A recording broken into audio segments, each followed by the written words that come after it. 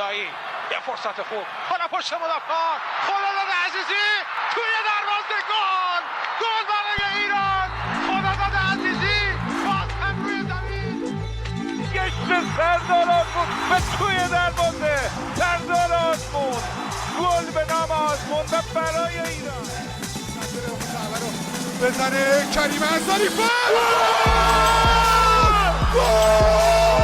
توی دروازه کریم انصاری دروازه پرتغال باز شد علی دایی صاحب توپ توی دروازه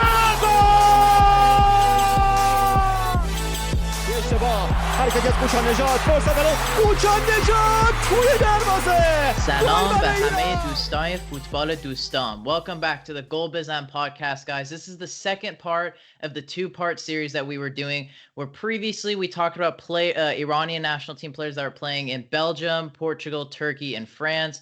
Now today is part two, where we're going to be talking about the Russian League, the Premier League, the Croatian League, and a surprise one in the Ukrainian League that many of you may not have heard about. I'm joined today. My panelists are Arya and Sina. Gentlemen, how are you all doing today?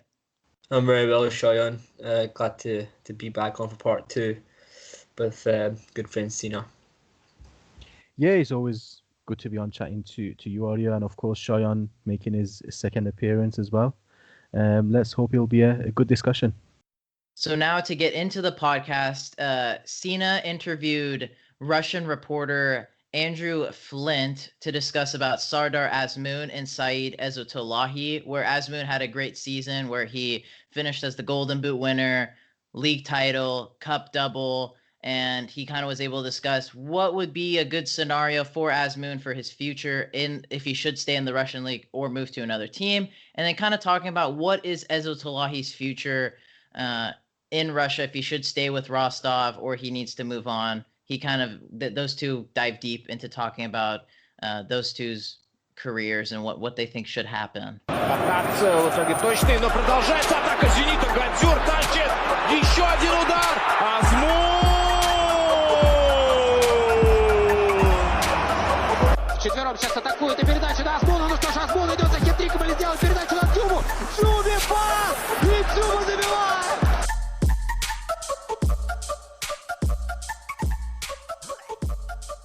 I'm now joined by Andrew Flint, our expert on Russian football. Andrew, thank you very much for joining us today. How are you doing? Well, you're most welcome. Good to join you, mate. Yeah, not too bad out here. We've got a very short mid-season break in Russian football. We start next season next weekend, so it's basically no rest for the wicked over here. But it's good that football is happening at least. So yeah, delighted to talk about certain players in Russia. Well, I'm going to dive right into it then. So obviously we want to talk about the golden boy of Iranian football at the moment, Sardar Azmoun. But before we go into more details, I was wondering if you can give us a little summary about Zenit's season and their performances. Well, I mean, it's an easy way to start is just simply by saying Zenit are by far and away the best side in Russia on quite a number of levels. They've broken quite a lot of records this season for goals scored. They've equalled the most number of wins in a season. There are only 30 games in a Russian Premier League season. They've won 22 of them. They won the title at the earliest stage that anybody has done in the Russian Premier League era, 4 games before the end of the season. And they won the Russian Cup as well. So that's only the second double they've ever won. A few times, about 15, 20 years ago, there were CSKA Moscow won it, the double a few times. But the one big thing with Zenit is that they just continue to struggle to make an impact in Europe. And that's the only room they have left for improvement. So next season is a very important one for Zenit. And I actually do think they could do very well. They should be aiming to get out of the group if they can in the Champions League. Well, I'm glad you mentioned European competitions because I'm going to get to that a little bit later on. But in terms of Sardar's performances, so he scored 17 goals in the league this season, 21 goals in all competitions, which has been his most prolific season so far in his career. How has the move to Zenit helped him achieve this target? Because you've seen him, when he was at Rubin Kazan and Rostov and so on. So how has he developed, and how has Zenit as a team, obviously being one of the superpowers in Russian football, helped him to kind of flourish? And do you think he's kind of hitting his peak right now, or there's a couple of more gears to hit as well? Well, Zenit has given him a platform that fits his level of ability. He is undoubtedly certainly, if not the best, then one of the best 2 or 3 strikers in the country. And he's playing alongside Artyom Dzyuba, who is in the form of his life as well. They both scored 17 goals, which is quite impressive in a 30-game season. And it's interesting because his heading ability is absolutely phenomenal in the attacking third. And I honestly rate him as one of the best headers of the ball in the opposition penalty area in Europe. I really do mean that. But he's quite often played as a single lone target man up front. But now he's playing very much in a strike partnership alongside Artyom Dzyuba. Dzyuba is a big, tall, very experienced, very technical target man, but he doesn't have a great deal of pace. But he's the focal point around which everybody else feeds off him. And around Azmoun, he's got the likes of Malcolm, who's come back from a long injury 2 or 3 months ago. And there are some very, very quick players out wide, like Sebastian Driussi, an Argentinian winger. So he's got the perfect platform. He's got the best stadium to play in. He's got the best facilities. He's got a team that are virtually guaranteed to win the title unless they mess it up. It's their title to lose rather than anybody else's to win. And in terms of how many gears Azmoun has to move up in, I think he does have 1 or 2 more. His career before now in Russia, don't forget he moved to Russia very young when he was, 16, 17 to Rubin Kazan. And he followed Kurban Bedev from Rubin to Rostov, and he even went AWOL to force through one of these moves. And at that point, I thought he was almost, and it's going to sound a bit harsh maybe, but a bit of a mercenary. He was only after his own interests. I didn't think there was a great deal of loyalty there. But I think now he feels settled because he's one of the biggest fish in the biggest club in Russian football. Now, unless Zenit make real progress in Europe, then at some point he will have to look beyond Zenit. Zenit is a stepping stone club for big talents, because Russian football simply can't compete with the top 4 or 5 leagues in Europe. So I think he deserves a move, but I think he's happy for now because he is going to win titles, and Zenit could challenge well next season, I think, in Europe. Well, to be fair, as you know as well, there's been a lot of rumours linking him to West Europe, and especially the top 5 European leagues throughout his career when he was at Rubin and then when he went to Rostov and, of course, now as well. And across the last year, there's been heavy links with Napoli in particular, who ended up signing Victor Osimhen yesterday for around, I think it was £50 million. So considering, obviously, when you take COVID into things as well, the summer transfer window has been cut really short. So do you think a move may happen this summer? And as you said, he seems quite happy in Russia anyway, and he seems at his comfort zone with Zenit at the moment. But would Zenit want to cash in on him, or would they want to keep him for at least another year or 2? Well, the transfer window in Russia has been it's quite a bizarre one. It will run till the middle of October, and most business within Russian clubs is done between Russian clubs. There's not so much movement outside. There is one interesting transfer that's come in. Adolfo Gaich from, I think, San Lorenzo, I believe it is, really promising Argentinian striker, has joined CSKA Moscow. But that's an exception rather than the rule. With Zenit, it's rumoured that Alexander Kokorin, who's returned on loan, having been at Sochi for 6 months, people may or may not remember that about 2 years ago, he was jailed for a year for assault. He went on a bit of a drunken rampage in Moscow, and he was being in prison for a year, and he came back in the winter.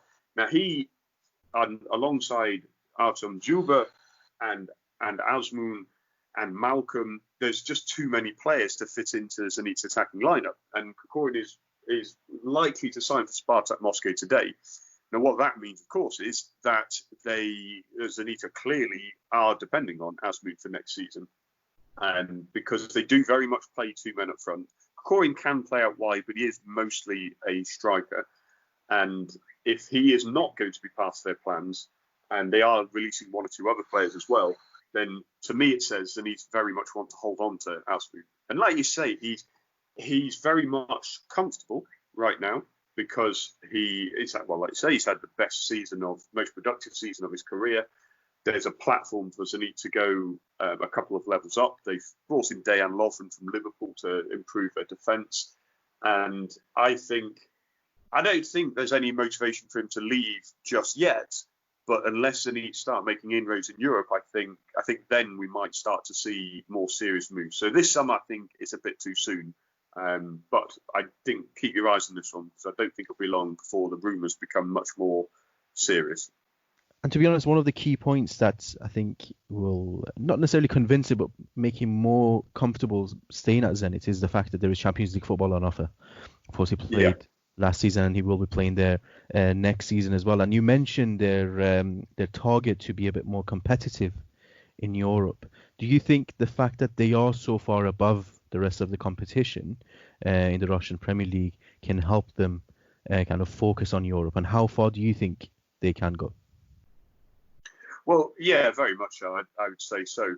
I love Russian football, and it pains me to say it, but the competition behind them, Lokomotiv Moscow finished second in the table.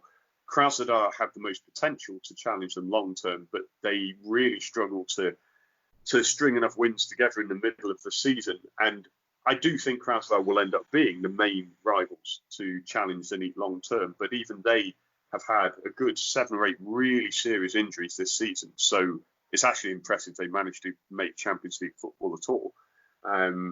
So I think that Zenit really are in a position to challenge in Europe. They're not going to win the Champions League. They're a long way off that.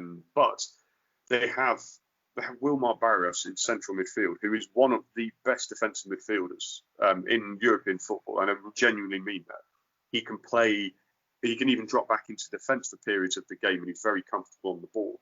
They have a really well-balanced side. So I think Azmoun would be the most sensible for him would be to stay, because he has guaranteed success there. He's got a good salary, he's comfortable, still needs an interpreter to speak, despite having been here for 7 years. I've noticed actually, he posts pictures with him every now and then as well. Yeah. It's surprising, really, because he's very, very popular in the dressing room. You see all of the interactions between him and Juba. They're all not quite. Yeah, I mean, for me as a Manchester United fan, I think Cole and York is the dream partnership on and off the pitch, and they're not quite at that level, but they have a good sense of humour. It's always like Juba looks at him as his little brother, and he's the cheeky scamp, and they have a good understanding together. So why break up a good thing? I think Zenit will challenge. I'd be disappointed if they don't get out their group stage this year, and if they do, as we might think, well, you know what, this is the place I want to be. I've got a good thing going. I'll tell you one thing though about again bringing it back to Azmoun. He's a big game player in Russia at least, and he turns up when it matters most. And I think that will stand him in good stead for Champions League football. So I'd keep your eyes on Zenit this season, definitely.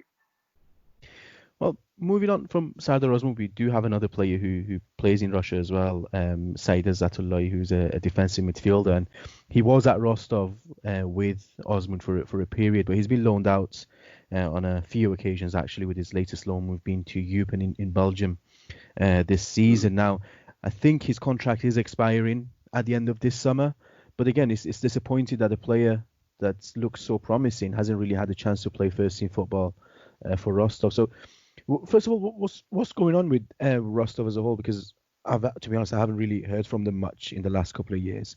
And what were their plans with Said? And are they planning to keep him, maybe extend his contract at the last minute? Or?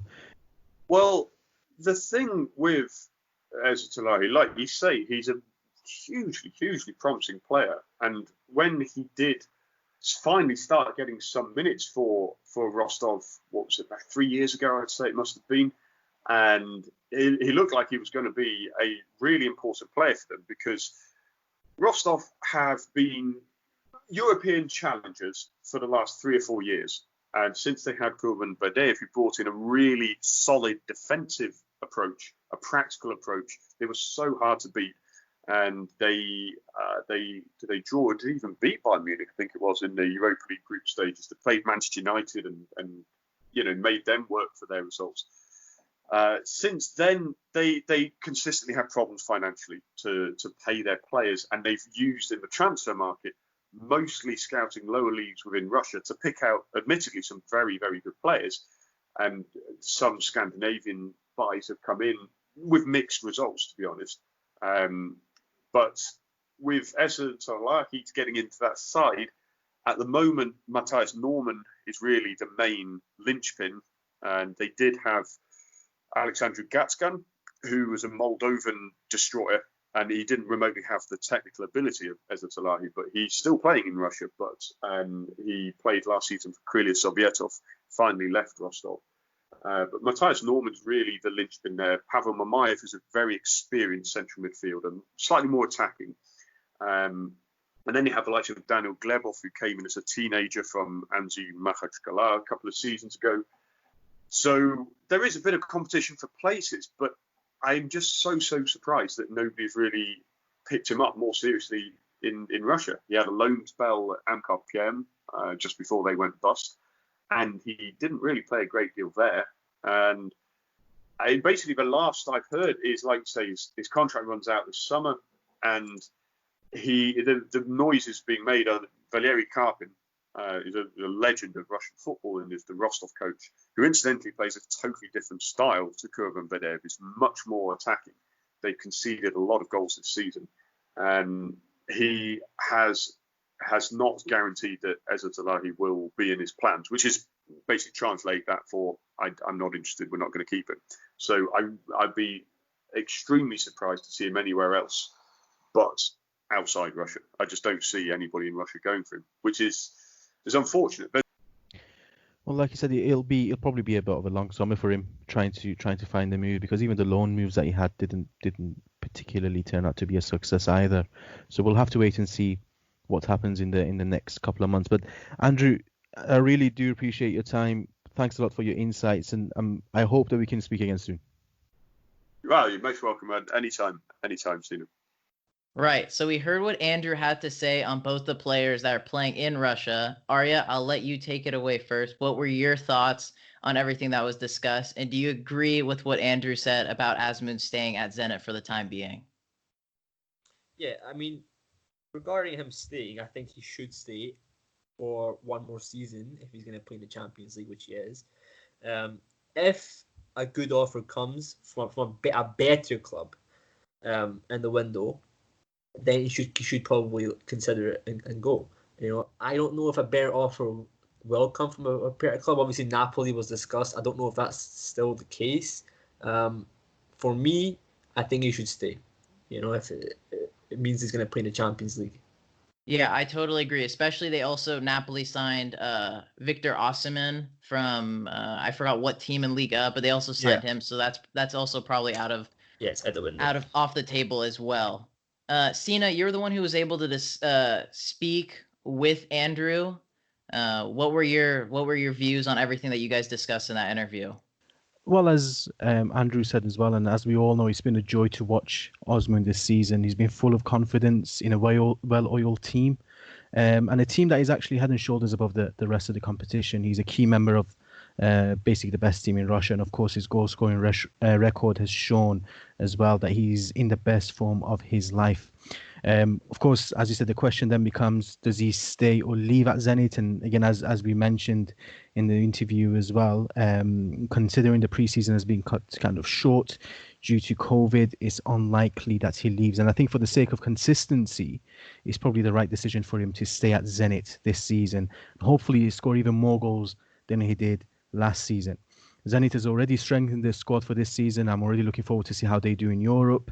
Of course, he scored a couple of goals in the Champions League last season. And if he can continue that good record, then he will continue to attract good clubs in Western Europe and hopefully makes a move to try his luck in one of those top leagues. Now, with Ezatolahi, I don't really have anything to add that hasn't already been discussed. Again, extremely talented player, very questionable decisions in his career, but he's still young enough to turn this around. And if his contract has ended at Rostov, which I hope it has, then he has to make sure the next move is to a club and league that can help him develop and flourish. Because I think we would all agree that he has a very high ceiling in terms of what he can achieve. Now moving on to England in the Premier League, Sina interviewed Ady Packham from Albion Roar to discuss Jahanbakhsh's relatively disappointing season with Brighton in the grand scheme of things. He was able to get a more of a bigger point of view of the Jahanbakhsh situation under Graham Potter. Cuts it back, rifled into the corner. Ali Reza Jahanbakhsh with the purest of strikes. فرصت برای جهانبخش چه گلی زد جواهر ایرانی برایتون قیچی استادانه علیرضا جهانبخش. Well, I'm now joined by Ady Packham from Albion Roar podcast. Thanks a lot for joining us, Ady. How are you doing today? Yeah, very, very busy. Lots of just been interviewing our esteemed chief executive. So yeah, just enjoying the sunshine. Of course. Actually, that's exactly what I wanted to ask you about the podcast. So tell us a little bit more about Albion Roar, and when did you start it, and what was the reason behind it? Okay, well, first and foremost, we're a radio show. Fair enough. And we started doing it 14 years ago. It was started by some people, and we kind of took it over 10 years ago. And we've just gone from strength to strength. And we've been doing it since before, the advent of podcasts. Really, I mean, it was we saw people who were doing it, and we were just doing it as a radio show initially, and then we started podcasting it, and we would get loads and loads of listeners all around the world. I mean, Google Analytics is a crazy thing, and you get to know how many people are listening, where they're listening, right down to the device they're downloading it to. So it's scary, but it's great to have a worldwide audience. I'm gonna jump straight into it then. Obviously, there was a managerial change at the start of the season, going from Chris Hughton to Graham Potter. I understand Chris Hughton is popular amongst the fans at Amex. Of course, got the team promoted and retained him as well. Very much so. I mean, he's got this reputation of being the nicest man in football, and that is, and he's such a wonderful human being. Really, he's such a dignified man. With the way he carries himself and the way he speaks, and the players held him in such high esteem. But the time was right for a change. He probably had taken this as far as he could possibly go. Tell me a bit more about Graham Potter. How the fans found him this season. I think he's more or less seen as a forward-thinking English manager. Of course, he had a great success in Sweden as well. Yes. What were your expectations prior to the season starting? And now that we are here and the team survived, there was some really good results as well. How do you think the team's developed under him?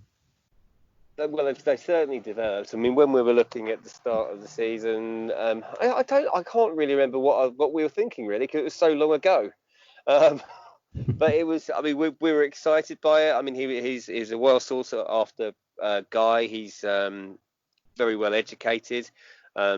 He's got various degrees in social sciences and human intelligence and emotional intelligence. So I mean, that's something which would have been new to the players and his methods. But I mean, he's very tactically versatile. He picks sides to suit the opposition, and it'll often change tactics 3 or 4 times during the game, depending on how it's going. So I mean, it's exciting to watch. It has been more entertaining, but the bottom line is we weren't scoring enough goals this season. We've left too many points out on the pitch. Games where we've been absolutely dominant, and we've had too many keepers have worldies and too much profligate finishing in front of goal. But it was certainly an improvement. And it was always going to be a season of transition this year, but it's one that which is a very, very risky thing to do at top level.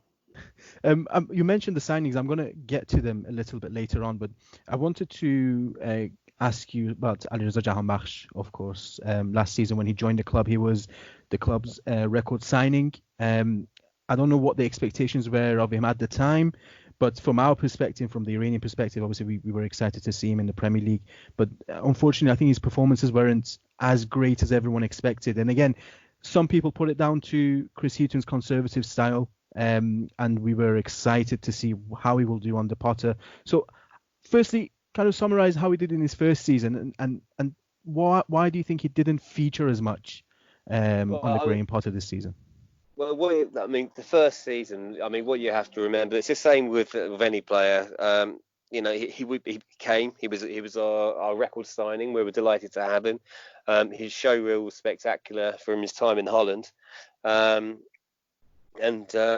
we were hoping to see big things from him. But you're right. Chris, I don't think Chris really knew how to get the best out of him.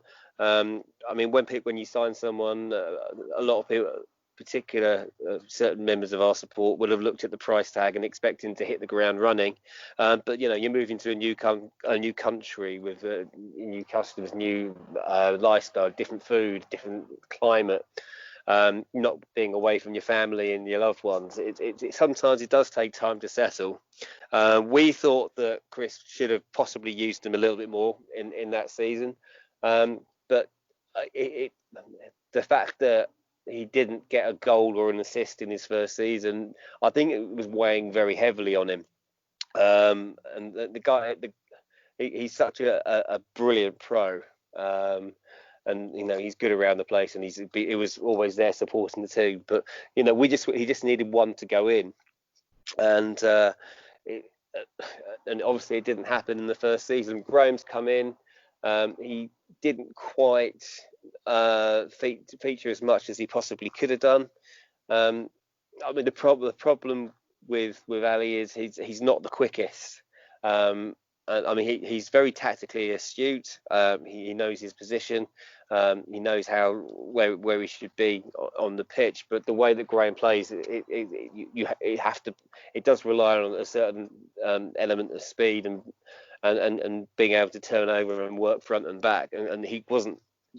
I don't think in his time in Holland he was ever asked to do much work defensively, and it was always offensively, and that was something possibly where he struggled.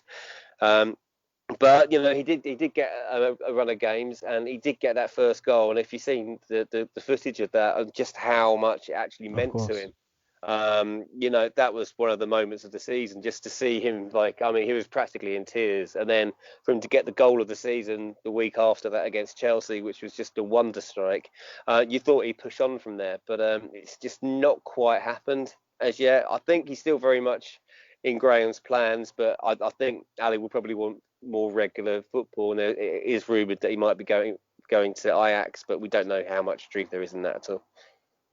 No, absolutely. And as you said, I think not getting a goal and assist in the first season, like you said, is important, especially for a player that had finished as the top goal scorer in Holland. So you come with big expectations to get or to contribute towards the team's kind of offensive line. How have the fans seen him then? Again, like you said, he's more or less seen as a gentleman. Even in Iran, he's known as one of the nicer guys. What are the fans thinking about him? Do they want him to kind of stick around for next season? The reason I'm asking is because if you look back at some of the signings Chris Hughton made, you look at Andone or Locadio, for example, they've also been not as impressive. So do you think there is a kind of there's a line there where these players that came on the Chris Hughton not necessarily as good as they were expected to be? It's a good question. Andone had temperament issues. Locadia he always looked like when he was running at full pelt, it looked like he was going backwards. It's a risk. As a football club, you want to be shopping in your high end supermarkets, but we can't afford to go shop at Harrods, so we have to look around and find the value where we can.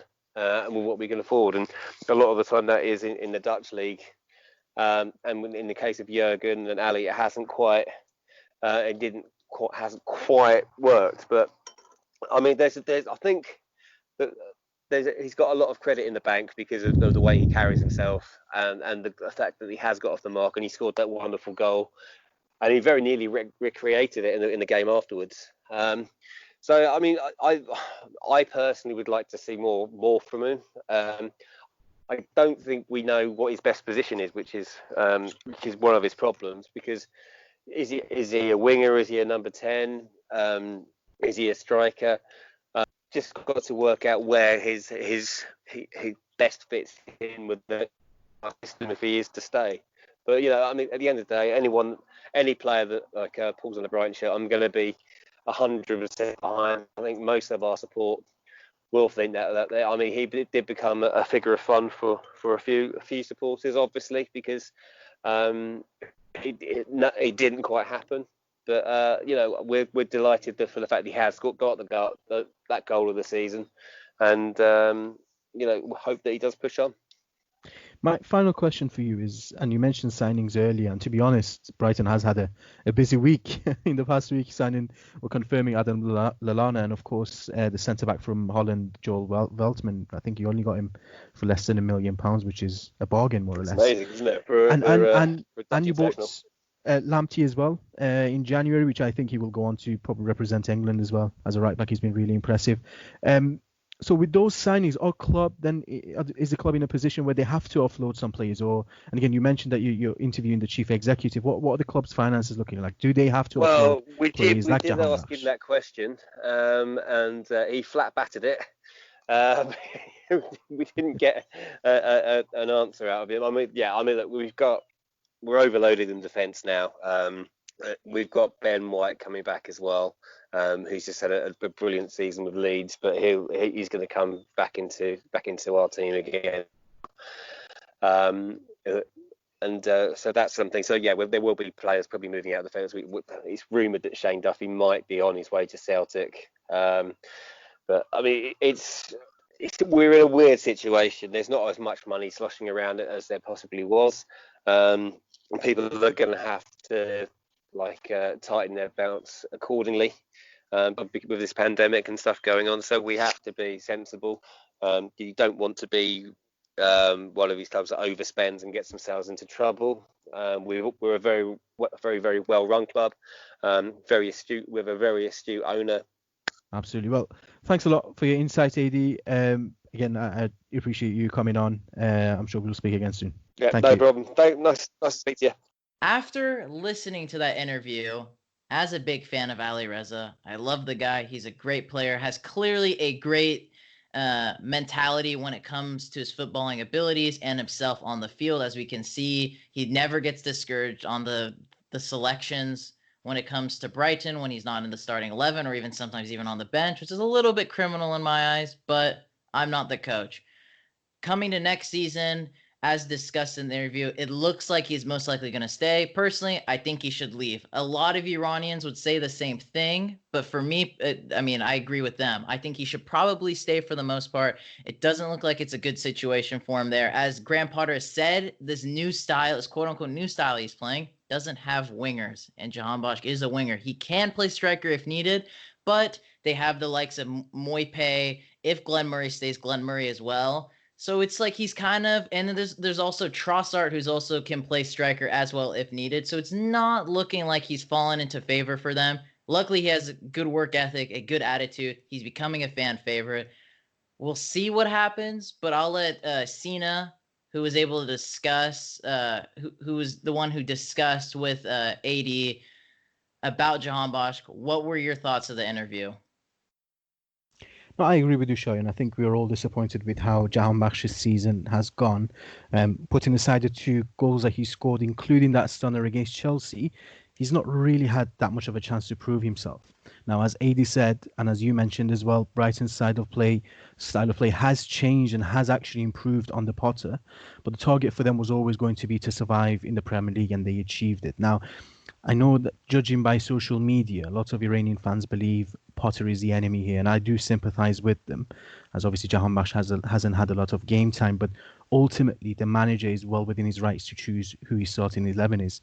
And as you said, he's brought in players like Trossard, like Maupay, and they've played relatively well. And again, without playing wingers, it's made it even more difficult for Ali Reza to get into the team. Now, what has happened this season doesn't necessarily mean that Jahanbakhsh isn't good enough for the Premier League, although I think an argument could be made there. But it's more so that he doesn't fit into Potter's style of play and the formation that he has played with. From what we've seen in the last 2 years, and at this point, the correct decision is to move away from England, to regain some of his confidence and some of the form back. And whether that be in Holland or another European league, that's completely up to him. But as you mentioned, considering the season is going to start in a couple of weeks, it looks more likely that he will stay for the time being. So we'll have to wait and see what this season brings. Yeah, I totally agree as well. Unfortunately, the season was cut short, so it does not benefit him as well. Arya, do you have any points to piggyback off of what me and Sina also discussed about Jahanbakhsh? Yeah, I mean, look, Sina's saying about the formation and not suiting his style of play. One of the things that I think about Jahanbakhsh, that have maybe halted his career in the last couple of years, not only the formation, but I think his position that he comes on and plays most of the games is a right winger. For me, he's wasted as a right winger. I don't think that he should be playing as a right-sided winger who's obviously the responsibility of that player would be to take on the fullback and deliver crosses. He hasn't got the pace for that anymore, in my opinion. He's not the quickest player in the world. He's definitely not the quickest player in the team, and there's no use of having a player like that for that position. I think he needs to go and play more as a number 10 or even as a left winger, where he's not relying on his pace so much, because it is halting his career. Him playing as a right winger, in my opinion, is a waste. I'd like to see him move. You know, obviously, if he goes to Ajax, or for example, a team where the players around him are quick, and he can maybe just feed off them, rather than being in a team where it's slow, it's defensive, and it's not going to work for him. Yeah, I totally agree. And also to add on with the Ajax point, they also did recently sell Hakim Ziyech to Chelsea. So there is that vacancy of they do not desperately, but they do need a right winger. We'll see. I really like the points you make with him playing more as a creative number 10, because he is very skillful. He has a background in playing futsal. He's very good with his feet. And then after left winger, like you said, just to add on to it, he can cut instead of, as you said, going down to the right side, crossing in with his right foot. If he played left winger, he can cut into his right and try to shoot the ball, which we love to see, and he scores lots of goals. But it's all up in the air. We'll see what ends up happening with Ali Reza come the start of the season, which will start next month. Now, moving on to our final interview, where Arya was able to speak with Croatian journalist Juraj Vrdoljak, where he was able to talk about Iranian national team right back Moharrami, and another player that could have a good future within the national team is Mehdi Khani. سمت راست اونجوری فرار دیدنی تو میاد روی دروازه، چه گل قشنگی زدن، عالی به دهانه دروازه، بعد از زیر چاق دروازه داده رو بردمی و توپی که در درون دروازه قرار میده. ارسالی بلند برای مهدی خانی، بازم هجوم از پدیده، مهدی خانی و گل سوم. Hello, I'm joined right now by Juraj Vrdoljak from Croatia. Juraj, how are you doing, my friend? Doing great. Thank you for having me.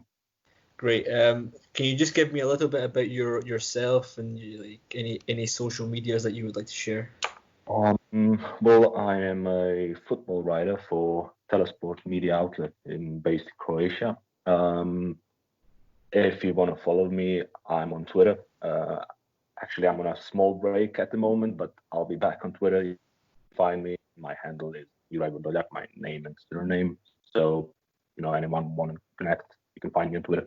Juraj, the first question we have for you, obviously, we have two players playing in Croatia, Sadaf Moharrami and Mehdi Khani, but we'll start with Moharrami first. He plays for Dinamo Zagreb, the club that won the league this season in Croatia. How have Dinamo Zagreb done this season in your view? Well, they've done pretty good. I mean, they've retained the title, which is most important thing for them, as they did for the most of the past 2 decades. And they had a pretty good run in the Champions League, where they entered the group stages. They just fell short at the last step, losing to Atlanta at home. But all in all, they had a really good season. They had issues after the restart, where they sacked the coach who's led them to Champions League, Nenad Bjelica, and they had issues coming back from the restart, but they confirmed the title just after the restart, so it wasn't a big slip for them. Yeah, I mean, Dinamo Zagreb are the best team in Croatia. There's no surprises there. But obviously, Sadek Moharrami, he came back into the team in January after his loan with Lokomotiva Zagreb, but we'll come on to that in a minute. But how has he done since he came back? Well, he came back in January from Lokomotiva, which is basically a feeder club for Dinamo Zagreb. He had a pretty consistent but quiet spell in Lokomotiva, and after he came back in January, he actually has done pretty much the same. He's been used quite a lot as a rotation at the right back position.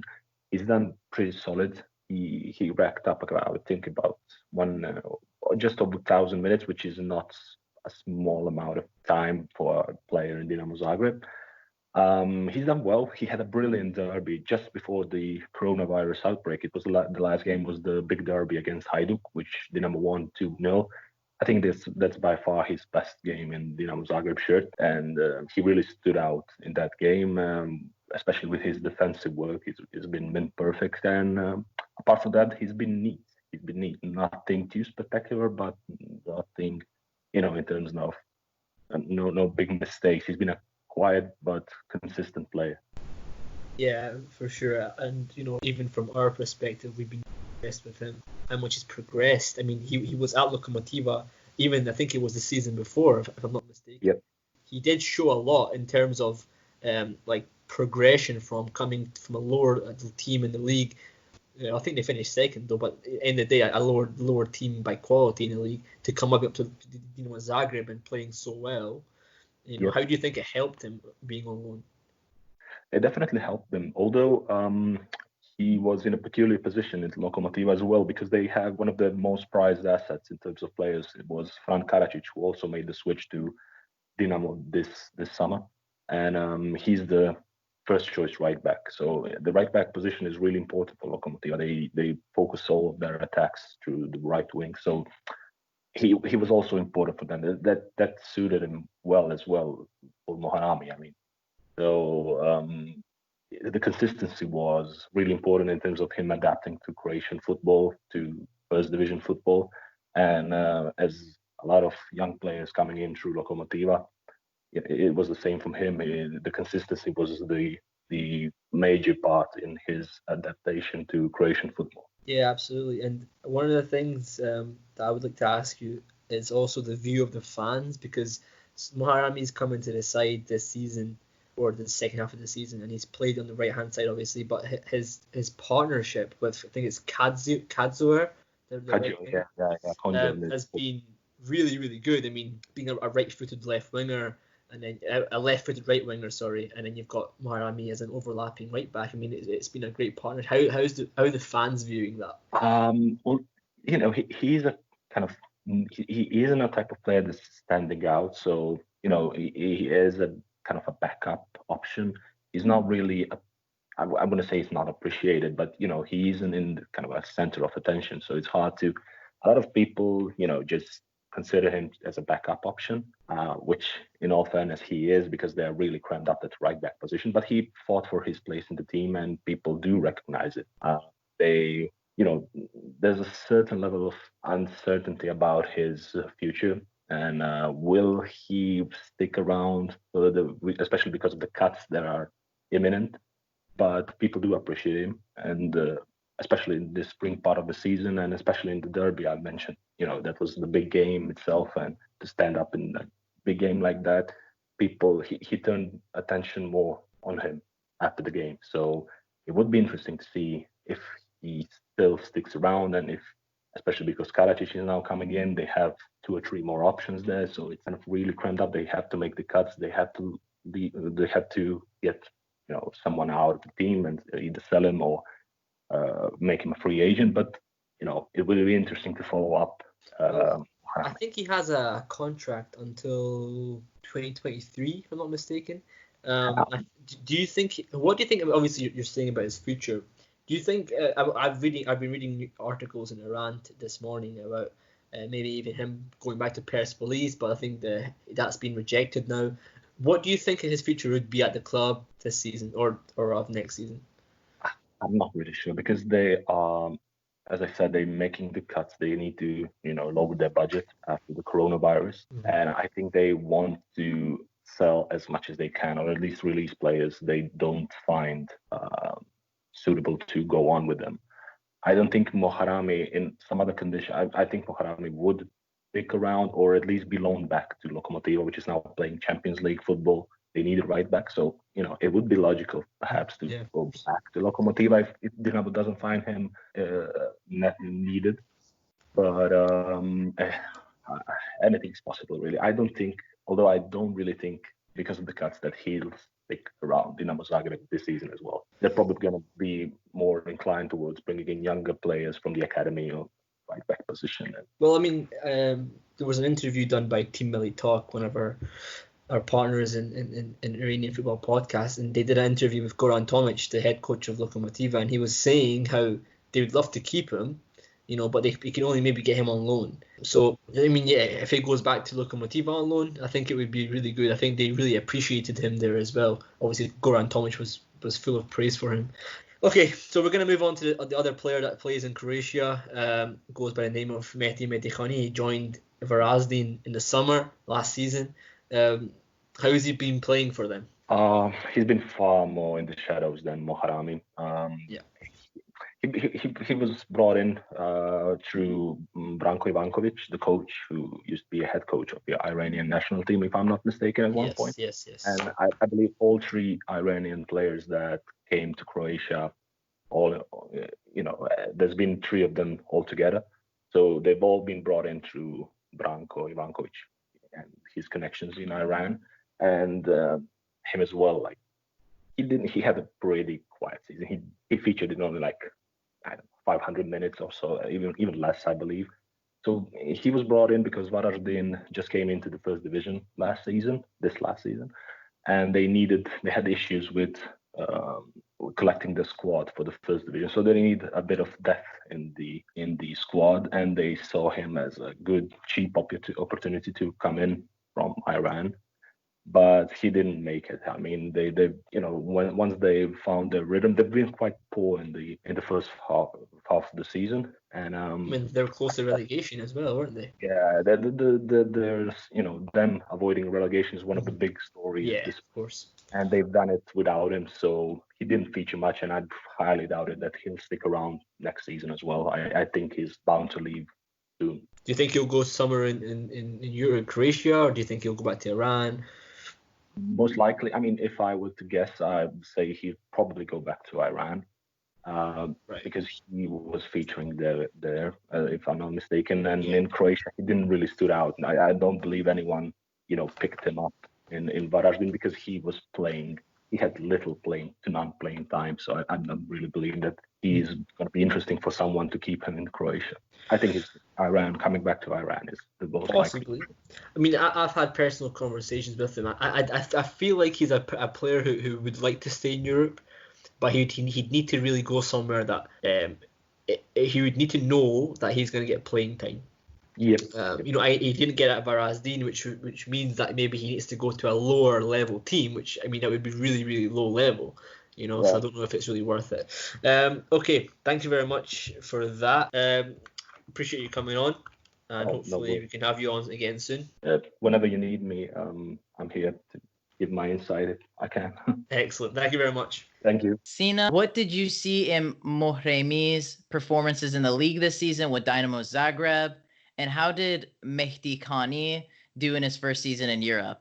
I'm going to let Arya go in this first one because I know he's a big fan of Moharrami has been following him for a long time. So Arya, let's hear your thoughts first, and then I'll tell you what I think on the back of that. Yeah, I mean, look, Moharrami for me should be the starting right back for the national team.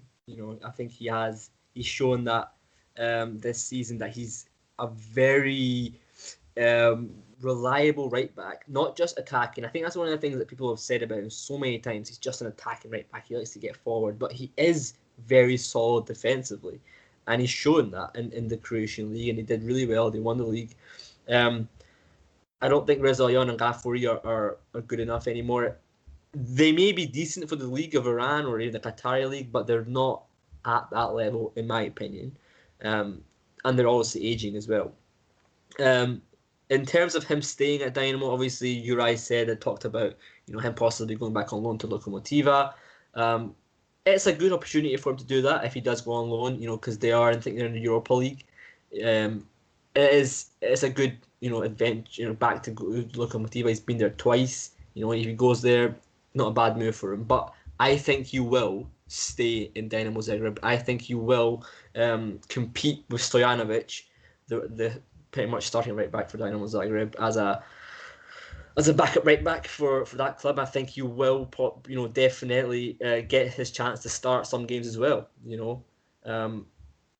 Hopefully he does stay, because it's a good club. Dynamo Zagreb are a very good club. I agree. I think it's quite pleasing to see Moharrami finally got some regular football at Dynamo Zagreb. Obviously, he waited for his chance and, like you said, did pretty well at his loan spell. I think if the club do trust him to start on a regular basis, and of course it'll be great for him to feature in European competitions as well, then I would say it'd be beneficial for him to stay at Dynamo Zagreb. However, if the club plan to loan him out again, I think it would be better for him to look to leave permanently. You're looking at a right back who's 24 years old, and if you're being loaned at that age again, I'm sorry, but I don't think that's a great sign that the club really believes in you. I know for a fact that he had concrete offers from mid-table clubs in Russia before he moved to Croatia. So if he ends up being that he can't play for Dynamo, who are the best team in Croatia, I think for his development, it would be much better if he was to move to another European country and play for a mid-table club on a regular basis. We talk about regular football being really important, and at this age, this is it. If he can't hold down a starting position, then I'm afraid, I'm not saying he shouldn't be considered for the national team, but it'd be more difficult to challenge Vrdoljak, who at the moment, whether we like it or not, is the starting right back. Now, as far as Mehdi Khani is concerned, I was pretty surprised, pleasantly, to see a player like him move to Europe in the first place, and that's always a good sign. If he can stay at Varazdin and work hard for his chances, then great. But there's a part of me that's kind of afraid that his European experience may turn out to be similar to Ali Karimi, who moved to Dynamo Zagreb from Sepahan. The move didn't quite work out, and he had to go back to Iran and is currently playing for Esteghlal. We want to see more players like Mehdi Khani make the move to Europe, even if it's not one of the top European leagues, to develop their football. But we also want to see them persist through and continue to stay in Europe, even if their initial experience may not have been as great as they would have wanted. So I think even if Varazdin were to let him go, I'll be honest, I don't know what the situation is, but if they were to let him go, I want him to kind of stick to playing in Europe, maybe find another club in another country. I think just on Mehdi Khani, because I forgot to speak about him, I think Mehdi Khani is a guy who, like you said, Sina, is very talented, similar to Delphi, for example. But like you said, he needs to find a club. Like, if, for example, let's just say he goes to Lokomotiva, for example. He needs to find a club that are looking to develop him. I don't think when he went to Varazdin, as Juraj said, they weren't really looking to develop a youngster. They were looking to bring in a player just to fill in a gap that was void. And I think that's not what he needs. Whoever his agents are, have to look for a club that are really looking to develop up a youngster, which at his age is the most important thing. And hopefully that happens. So now moving on to the final part of today's podcast, I wanted us to discuss this. As many of you may not be aware, we do have a player currently playing in the Ukrainian Premier League. His name is Zahedi.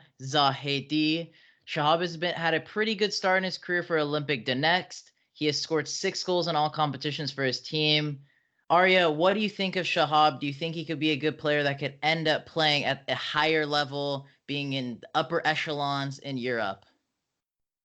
I'm pleasantly surprised by Zahedi. I think he's really progressed in his career. When he went to Iceland, he was playing for IBV in Iceland, and then he obviously moved to Ukraine with Olympic Donetsk. He's done brilliantly this season. He's scored, I think it was 6 goals. He got Player of the Season for his club. Managed to battle relegation and stay up in the Premier League of the Ukrainian league, and he's done brilliantly. And I think he's a player who can definitely get considered for a call up should any, like, let's just say like Taremi gets injured, Azmoun gets injured. Somebody can maybe fill in a gap in the national team should it be required. Regarding him moving to a different club, maybe he could stay in Ukraine, maybe a team like Zorya Luhansk, who I think they finished top 5 in the league. That could be a good club for him. Maybe go to a club in Belgium.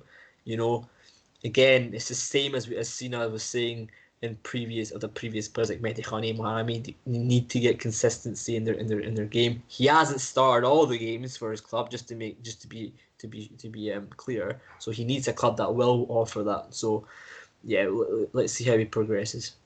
Yeah, I mean, Zahedi is an interesting case. He was considered to be an extremely talented striker when he was coming through at Persepolis, and I think Persepolis really believed in him as well. But around 5 or 6 years ago, while he was still at the club, he tested positive for doping and using illegal substances, and was then banned from football for 2 years, if I remember correctly. So that kind of put back his career massively. And when he eventually left Persepolis, as you both said, he made that move to Iceland, which was surprising, but he had a great time there. I think he won a trophy with IBV as well, which was obviously great for him. Then an exciting move came along to Suwon Samsung in the K-League, one of the bigger clubs in the K-League in South Korea. But unfortunately, after Suwon found out about his history and the doping scandal, they terminated his contract after a few weeks, which I'm sure it was a great disappointment for him. Now, he's at Olympic Donetsk, as we said. He's had a solid start to his career, 6 goals in all competitions for the club, but he's 25 now. If he really wants to make an impact in the kind of the better leagues or better countries, or at least even for a better club in Ukraine, he needs to be a little bit more consistent. He needs to improve his end product, not just scoring goals, but assists as well. In the last episode, Arya and Pejman discussed Mehrdad Mohammadi, who had an incredible season with Aves in Portugal. A club I think that was relegated, but his stats were amazing, and he'll be looking to make a bigger move. And Zahedi needs to emulate that season as well. Improve his stats a little bit, and hopefully get a bigger move. I'm not sure if he's good enough at the moment for the national team. I think there are much better players, of course, as we said, playing in Europe, but also in Iran. There are players in his position that can do a better job than him. But for his own career, for his own ambitions, if he wants to play in a better European league, then I think he has to improve, as I said, his end product.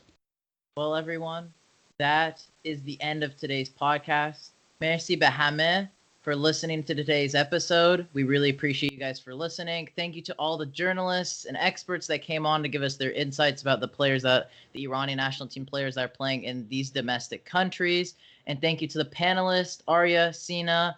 It was awesome speaking to you guys today about all these players. But most of all, thank you to everyone for listening to the Goal Bezan podcast. If you aren't already, follow us on Instagram and Twitter at Goal Bezan. And if you're listening to us on any of our podcast platforms, make sure you listen to us on YouTube as well. We recently launched our YouTube channel, so make sure you go subscribe to us. Just go into that search bar, search up Goal Bezan, and you guys will see us right on there. So make sure to subscribe to us on there as well. We'll be back in another couple of weeks, hopefully, for a great episode, and we hope you all have a wonderful day. Hi, it's Dr. Craig Duncan, and you're listening to the Goal Bezan podcast.